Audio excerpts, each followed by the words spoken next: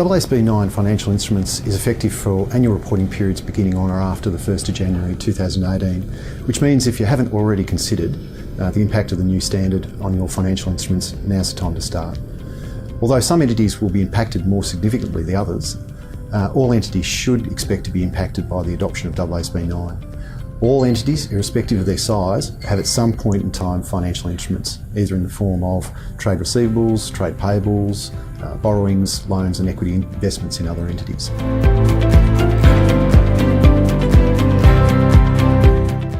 Now, for most entities, the main impact will be felt in the accounting for their financial assets.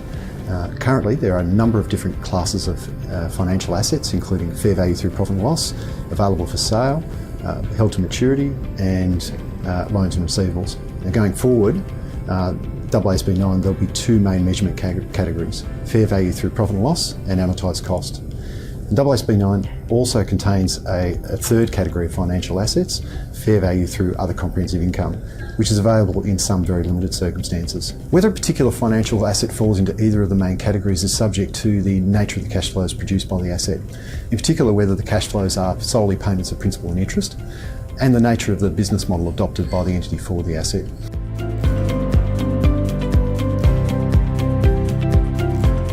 Now, another area of change in AASB 9 impacting financial assets is the new expected credit loss model. Now, like the old incurred loss model, the expected credit loss model is very principle based in the sense that the new standard provides a framework for entities to assess and measure impairment losses with respect to their loans and receivables. However, what this means is that in adopting the new credit loss model, entities need to develop their own definitions of concepts such as default events and significant increase in credit risk.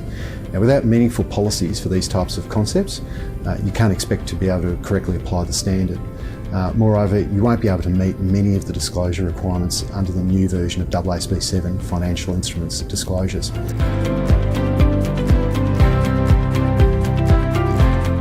Now, a number of our clients have also asked about the potential impacts of AASB 9 on their hedge accounting requirements. Hedge accounting under AASB 9 is less rules-based than its predecessor, therefore potentially more hedging arrangements will qualify for hedge accounting as compared to under AASB 139.